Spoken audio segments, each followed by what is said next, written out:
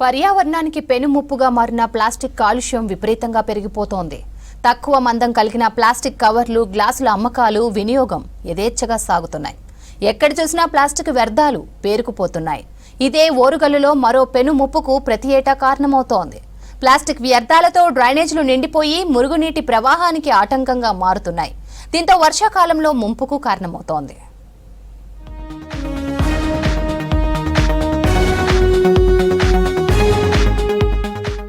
రాష్ట్రంలో హైదరాబాద్ తర్వాత అతిపెద్ద నగరంగా వరంగల్ విస్తరిస్తోంది. ఇప్పటికే గ్రేటర్ వరంగల్ మున్సిపల్ కార్పొరేషన్ పరిధిలో 66 డివిజన్లుండగా 12 లక్షలకు పైగానే జనాభా ఉంది. ప్రతి ఏటా కొత్త కాలనీలు వెలుస్తున్నాయి. అయితే వరంగల్ వాసులకు వర్షాకాలం వచ్చిందంటే చాలు కంటి మీద కునుకు లేకుండా పోతుంది. భారీ వర్షం పడితే అనేక కాలనీలు ముంపునకు గురవుతున్నాయి. నాలాలు ఆక్రమణకు గురి కావడం, డ్రైనేజీలు, రెయిన్ వాటర్ సాఫీగా వెళ్లేందుకు ఏర్పాట్లు లేకపోవడంతో తదితర సమస్యలతో కూడా సిటీలో తరచూ వరద పరిస్థితులు ఏర్పడుతున్నాయి.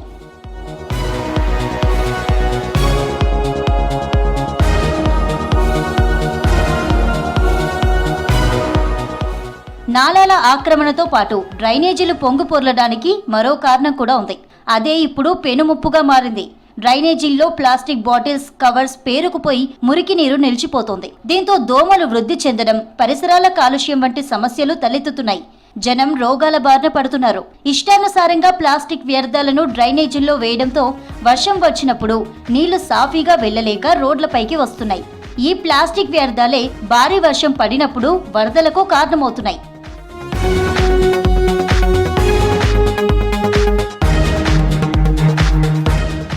వరంగల్లోని 66 డివిజన్లలో ప్రతిరోజు ఇంటింటా చెత్త సేకరణ కోసం బల్దియా ఆధ్వర్యంలో 162 ఓనర్ కమ్ డ్రైవర్, 190 సాధారణ స్వచ్ఛ ఆటోలు పనిచేస్తున్నాయి. ప్రతిరోజు ఒక ఆటో 500 నుండి 600 ఇళ్లలో చెత్త సేకరించాల్సి ఉంటుంది. కానీ అది క్షేత్రస్థాయిలో జరగడం లేదని తెలుస్తోంది. దీంతో డ్రైనేజీలు మొత్తం చెత్తా చెదారం, ప్లాస్టిక్ వ్యర్థాలతో నిండిపోతున్నాయి. వ్యాపార, వాణిజ్య సంస్థలు కూడా చెత్తను తీసుకువచ్చి చెరువులు, నాలాల్లో పడేస్తున్నారని ఆరోపణలు వస్తున్నాయి. ప్రజల యొక్క నిర్లక్ష్యమో లేదా మున్సిపాలిటీ నిర్లక్ష్యం వల్ల కానీ వర్షాకాలం దీంతో పెను వరదల ముప్పు వస్తుంది. నాలాలు ఉప్పొంగిపోవడం, ఆ నాలాలు ఉన్నాయి అనేటువంటిది కూడా రహదారు అంటే రోడ్ల నడుస్తున్నటువంటి ప్రజలు కూడా గమనించక అందులో ప్రాణాలు పోయినటువంటి ఒక సందర్భాలు ఉన్నాయి. సైడ్లో అది చేస్తే పాడవుతుంది, దానివల్ల మనకు వేరే విధంగా జబ్బులు వస్తాయి అని చెప్పేసి పెట్టుకోవడం లేదు. దాంతోపాటు కుళాయి మనకు మున్సిపాలిటీలో వాళ్ళు అక్కడక్కడ చెత్త బుట్టలు కూడా వేయడం లేదు. డ్రైనేజ్ కొన్ని ఉన్నాయి, కొన్ని కాలంలో లేవు. కానీ ఆ మూలం మీద ఎక్కడైనా వాళ్ళకు సరౌండ్ దొరికితే మంచి దాని దొరికితే అక్కడ బాటిల్ పడేసినట్టు చేయాలి. ప్రధానంగా డ్రైనేజీల్లో ప్లాస్టిక్ బాటిల్స్ వేయడం వల్ల చాలా నష్టాలున్నాయి. ప్లాస్టిక్ బాటిల్స్ డ్రైనేజీల్లో అడ్డుపడి మురికి నీరు నిలిచిపోయేలా చేస్తాయి. దీనివల్ల దోమలు వృద్ధి చెంది అనారోగ్య సమస్యలు వచ్చే ఛాన్స్ ఉంది. మరోవైపు నిషేధిత ప్లాస్టిక్ వస్తువులు అమ్మకుండా అధికారులు చర్యలు తీసుకుంటున్నా అది క్షేత్రస్థాయిలో ఫలితం కనిపించడం లేదు. సింగిల్ యూజ్ ప్లాస్టిక్ వస్తువులు విక్రయాలు ఇప్పటికీ జరుగుతూనే ఉన్నాయని చెప్తున్నారు స్థానికులు. ప్రతిదీ ప్రభుత్వాలు, మున్సిపాలిటీలు చేయాయి. ప్రజలు అవేర్నెస్ తీసుకొని వచ్చి అవి దానిలో వేస్తే ఏమవుతుందని ఆలోచించి చేయాలి. కానీ వాళ్ళు తెలిసినా కూడా ఆ మురికి కాలువలలో, పెద్ద పెద్ద కాలువలలో అన్ని తీసుకొచ్చి అందులో వ్యర్థాలు అనేవి వేయడం జరుగుతుంది. దానివల్ల పర్యావరణానికి చాలా నష్టం. ఫుల్ బాటిల్ ఉంటాయి దాంట్లో మురికి కాలువలలో. అది ఎవరు ప్రజలే వేయడం వల్ల జరుగుతూ ఉంటుంది. మున్సిపాలిటీలు వచ్చి క్లీన్ చేస్తే మట్టి లాంటివి బయటకు వచ్చేది. కానీ ప్రస్తుతం ఏం చూసినా కూడా ప్లాస్టిక్ కవర్లు, ప్లాస్టిక్ బాటిల్లు ఇవే వస్తున్నాయి. ఇది ఎవరి నిర్లక్ష్యం అంటే మన పర్సనల్, మన వ్యక్తిగతంగా మన యొక్క నిర్లక్ష్యమే.